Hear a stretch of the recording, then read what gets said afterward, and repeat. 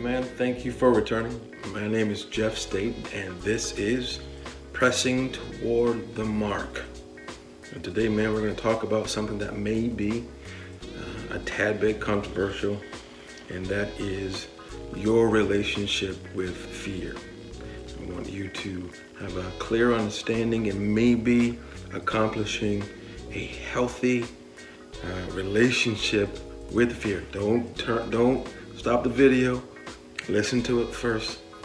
I'll explain why having a healthy relationship with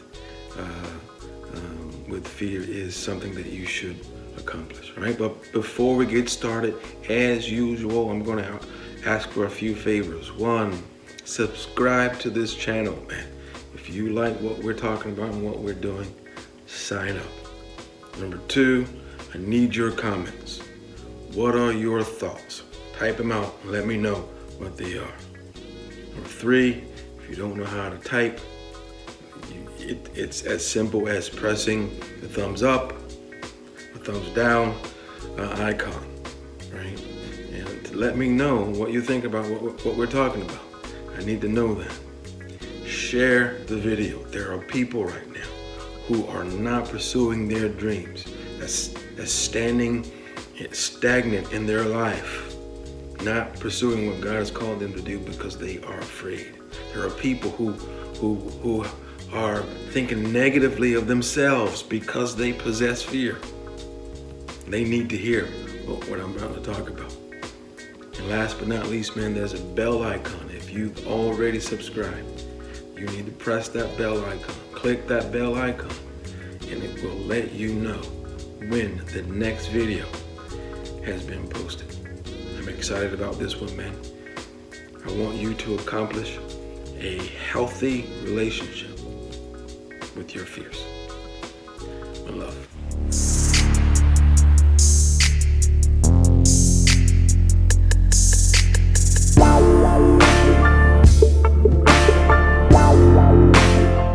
All right, man, today we're going to talk about having a healthy relationship with fear.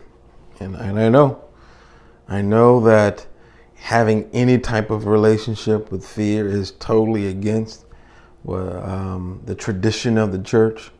You know, most people will tell you that fear is some evil demon, some evil spirit here to drive a wedge between you, drive a wedge between your relationship with God, drive a wedge between what God is trying to get to you. But man, what we're going to talk about today is another perspective of fear, and what I believe is the true and more natural understanding of fear, so that you can obtain an understanding of fear, so that you can navigate fear in a way that your body was created, and also in a way God expects you to understand fear, right? It's not a demon haunting you every day. It's not this evil spirit sitting on your shoulder trying to drive a wedge between you and God. Fear is, in essence, the reaction your brain creates in your body when there is no understanding. What your brain does all the time is, in every circumstance, in every situation, it tries to understand and categorize everything that you're in, right? It tries to look for understanding. It tries to look for knowledge. It tries to look for information that allows it to number one, create confidence in you, to create comfort in you, and also to give you the ability to navigate whatever you're in, right? In every circumstance, your brain runs through its pages of experience, right? And the pages of experience in your brain is called your mind. Your mind is this cache of everything that you know, everything that you've gone through, right? And when in every circumstance and everything that you go through, every single day, every single moment, your brain runs through the Rolodex of your mind. And when it finds something that is similar to what you're going through, it gives you information. It gives you information as to how to go through it, and it gives you information that causes confidence in you so that you can go through it. But every now and then, man, you run into something where your brain just doesn't know. And you will encounter a situation where your brain, again, runs through the Rolodex of your brain, runs through your mind and tries to find something exactly like. And if it can't find anything exactly like that moment, it will try to find something similar to that moment, so that, again, it can create confidence in you and create comfort in you, and also so that you can navigate through it. But when it can't find that, when that moment and that circumstance is brand new, it has no experience, it has no data, that's when it shoots through your body that feeling of fear. That feeling of fear that occurs in your body is your brain simply saying, hey guys, wait a second. I don't have a clue what's going on right now. I don't have any information, I don't have any data that I can give you as it relates to navigating this moment. It isn't some spirit trying to keep your promise from you, God's promise from you, your destiny from you. It's just simply your mind saying, I don't know. I don't know what's going to happen if you open that business. I don't know what's going to happen when you run that marathon. I don't know what's going to happen when you go and apply for this loan, right? And when it doesn't know, it creates a sensation in your body that we typically and historically call fear. And that's not necessarily a bad thing, man. That's not necessarily a bad thing, because here you are in a brand new circumstance, in a brand new situation. And your brain is saying, we've never been here. And what it does is that it sends everything about you, everything biologically about you, in high alert. Your brain says, hey man, we've never been here. So I'm putting absolutely everything on this person in high alert. I'm putting his eyes in high alert so that they can be more aware. I'm putting their ears in high alert so that they can be more aware. I'm putting their heart in high alert so it will pump more blood throughout their body. I'm putting their muscles in high alert because we've never been here before. And that's not a bad thing. You want your brain to do that. You want your brain to put you in a place of preparation, put you in a stance of preparation, so that you can encounter the unknown. Your brain puts you in a posture so that you can go through what you don't know what's about to happen. So fear isn't absolutely a bad thing. It's helpful, and you want that. You don't want to walk into a new situation like, okay, and whatever comes. You're not girded. Fear causes your body to be girded. If something happens, you're in a position to take it. You're in a position to handle it or take care of it. And God is not too upset about fear either. And I know a lot of preachers wants to teach you that, man, if you are a person that gets afraid, then that speaks to your faith.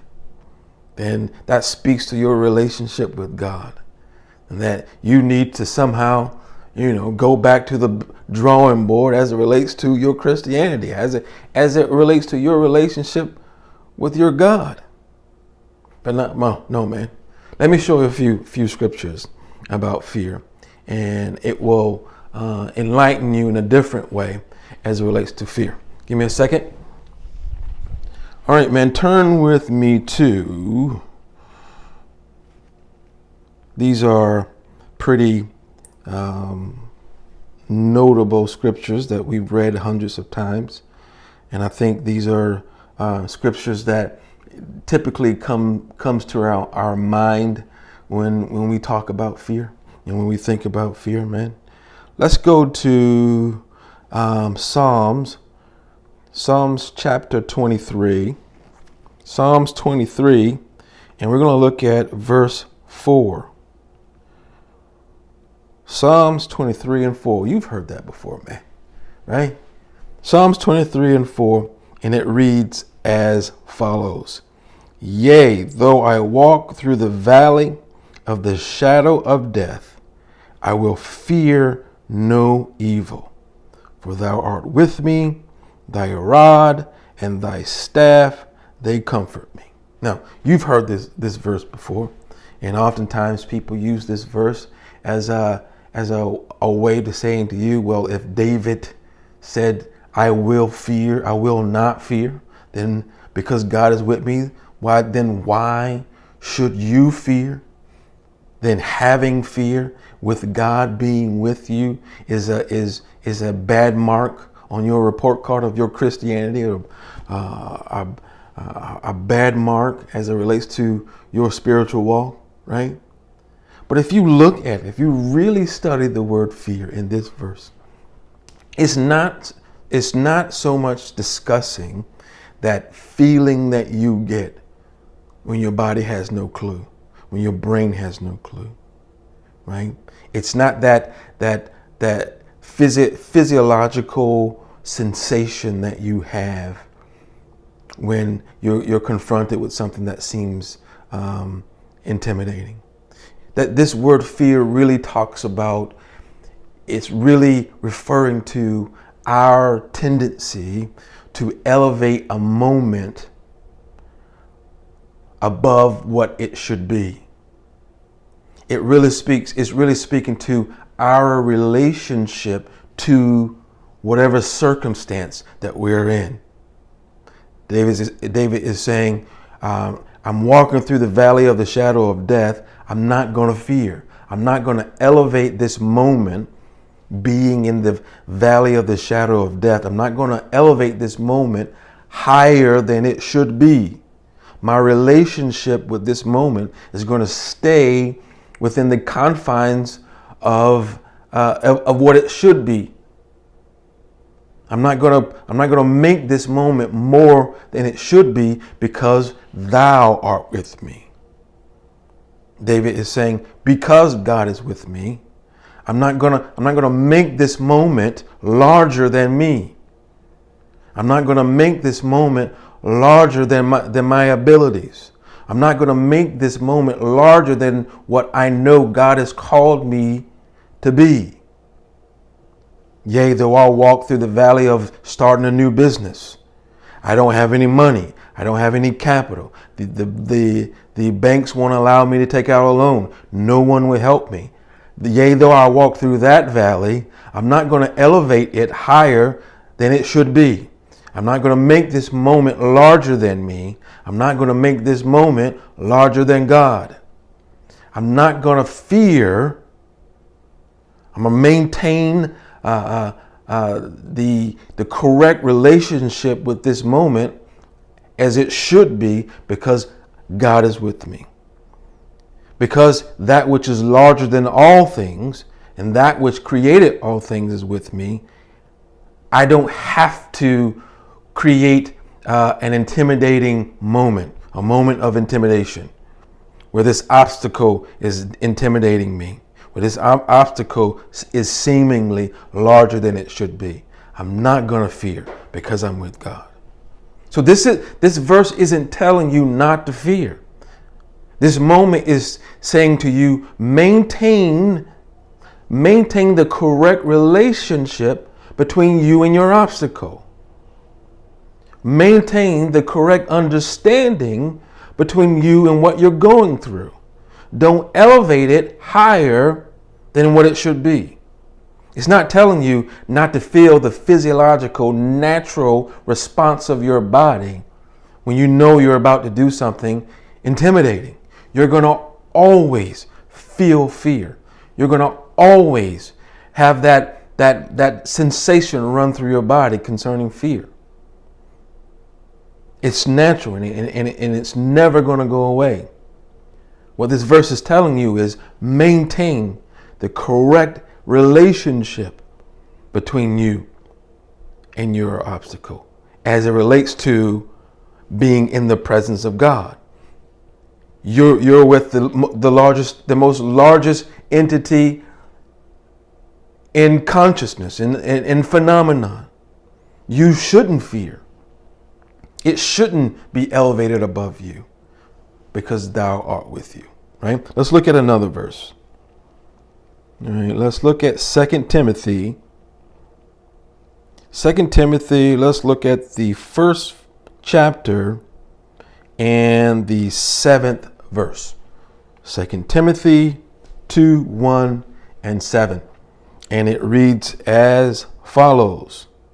For God hath not given us the spirit of fear, but of power and of love and of sound mind. Now, this is another verse used so often, right, to give you the wrong perspective concerning fear. Well, God has not given you the spirit of fear. Then why are you afraid? Again, because you're afraid, you are a bad spiritual person. Because you're afraid your relationship is bad with God. Because you're afraid you need to go fast more. You need to read a few more scriptures. You need to go to church more. You need to give a higher percentage of your tithe, right? Though your fear is an indication of some disconnect between you and God. Well, this verse isn't telling you God has not given you fear. This verse isn't telling you that God has not given you access to fear. What it says is God has not given us the spirit of fear. And the word spirit in this verse speaks to a fundamental disposition at the core of who you are. You are not fearful. When God created you, the foundation of who you are, the foundation of who you were when he was creating you, when he created you, wasn't fear. Your fundamental disposition isn't that of fear, but it is of love. It is of peace and of sound mind. That's your fundamental disposition. That's who you are at the core of who you are. It's essentially telling you, you don't identify with fear, right? The essence of who you are isn't fearful. You don't make decisions based upon fear.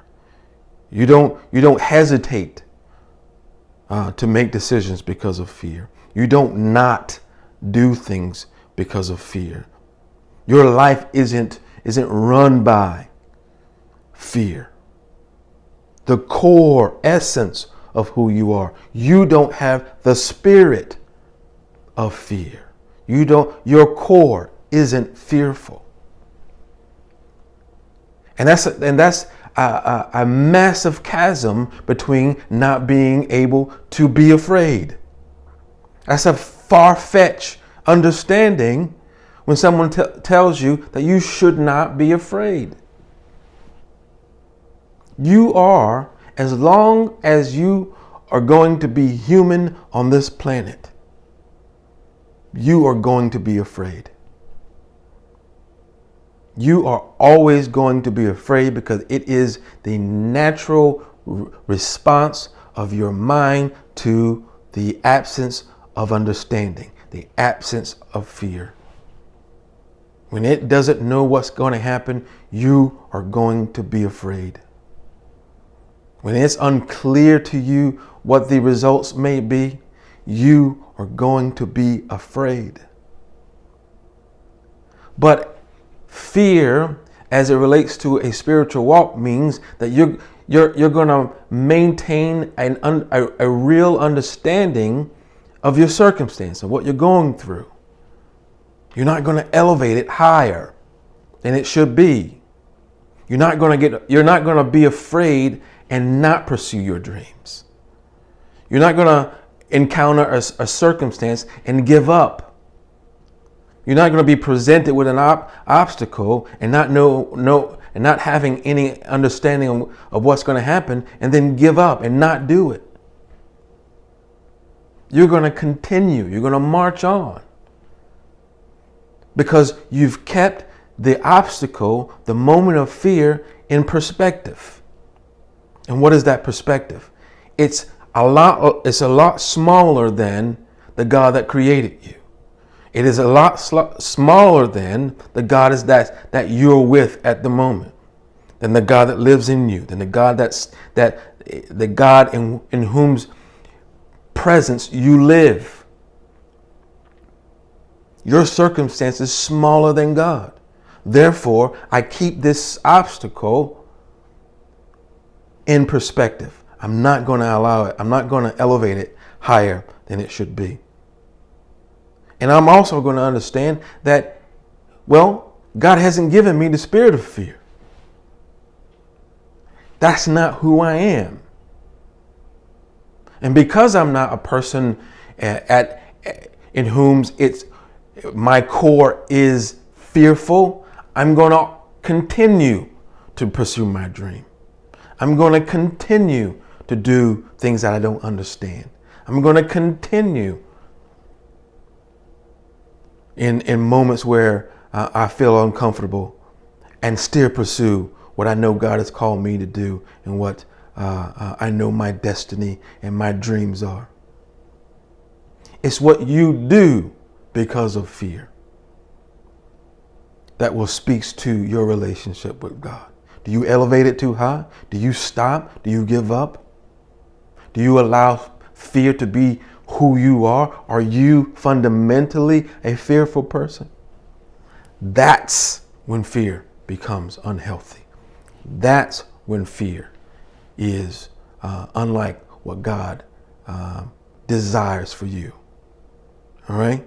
Listen, man, don't you stop running after your dream. Don't you stop trying to accomplish what God has placed in your heart. And don't you in any way diminish yourself in your own mind because you are afraid. That fear that you have, knowing what you have to do, it isn't easy for you to call on people that you don't know and ask them for the business. It's not easy for you to get out of your comfort zone and email someone and ask them for the business. It's not easy for you to walk into a bank of people you don't know and ask for a loan. You're supposed to be afraid. But as a spiritual person and as a person in the presence of God 24 hours a day, you keep that moment in perspective. Don't elevate it higher than it should be. And understand that you are a person of love, that you are a person of peace, and you are a person of sound mind. That's who you are fundamentally. All right, man, I gotta go. I'm hoping this will encourage you when it comes to accomplishing what God wants you to accomplish. Fear is natural, man. Fear is natural. Don't go sit in a corner because you're afraid. Go and eat. Get off that fast. Go and eat. Go drink some Kool-Aid, right? Because that fear that you're trying to get rid of, it's never going to go away. What will happen is the intensity of your fear will diminish, right? In the beginning, your fear is very intense, very intimidating, very daunting, and it makes you want to not do it. But as you continue to pursue your dream, under the understanding that you're not a fundamentally fearful person, and that you know to keep this circumstance in perspective, the more you step out of your comfort zone, the more you do things that you don't know, the more you will encounter situations where the fear has been diminished and is lessened. It is your confronting of obstacles, fearful obstacles, that's going to cause the fear to diminish. It won't erase it, but it will cause it to diminish and cause you to be stronger in your obstacles. Again, I gotta go, man. Go out there and do it, man, and make it happen. With love.